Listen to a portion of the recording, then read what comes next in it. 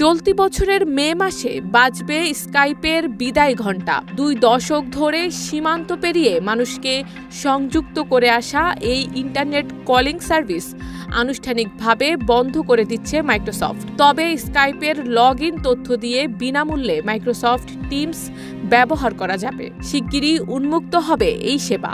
2003 সালে এস্তোনিয়ায় প্রথম চালু হয় স্কাইপ। চালু হওয়ার পরপরই স্কাইপ প্রথম দিকে টেলিফোন ও ল্যান্ডলাইন ইন্ডাস্ট্রিতে বড়সড় ধাক্কা দেয়। অডিও ও ভিডিও কলের সহজ সুবিধা স্কাইপকে এনে দেয় বিশ্বজোড়া খ্যাতি। কোটি কোটি ব্যবহারকারীর মন জয় করতে মোটেও সময় লাগেনি স্কাইপের, এবং খুব দ্রুতই বৈশ্বিক অডিও কিংবা ভিডিও কলিংয়ে সহজতর ও সস্তা সেবা হিসেবে জনপ্রিয়তা লাভ করে এটি। 2005 সালে স্কাইপ কিনে নেয় ই-কমার্স কোম্পানি ইবে। 2009 সালে সেই অংশীদারিত্ব ভেঙে স্কাইপের 65% শেয়ার বিক্রি করে দেয় কোম্পানিটি। এরপর 2011 সালে $8.5 বিলিয়ন স্কাইপ কিনে নেয় মাইক্রোসফট। সেই সময় এটি ছিল মাইক্রোসফটের সবচেয়ে বড় একক অধিগ্রহণ। কিন্তু সময় যত এগিয়েছে, বাজারে জুটেছে অনেক নতুন প্রতিদ্বন্দ্বী।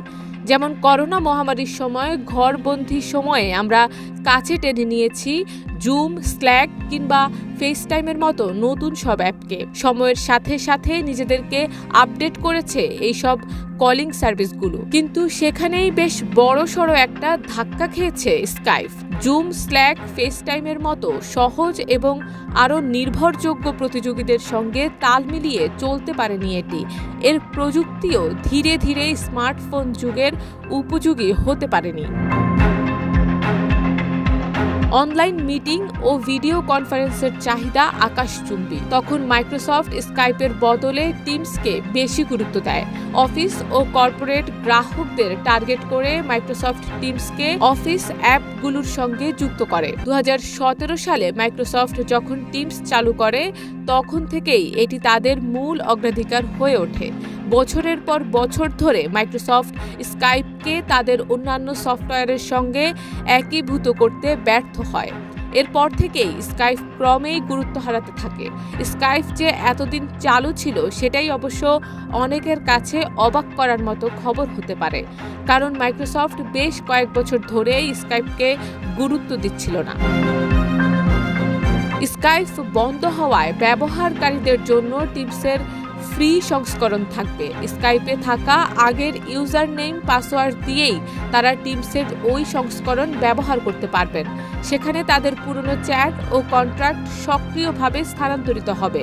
বর্তমানে টিমসের মাসিক ব্যবহারকারীর সংখ্যা 320 মিলিয়নেরও বেশি। একসময় স্কাইপের নাম এতটাই জনপ্রিয় ছিল যে মানুষ স্কাইপ করা কথাটিকে গুগল করার মতোই স্বাভাবিকভাবে ব্যবহার করত।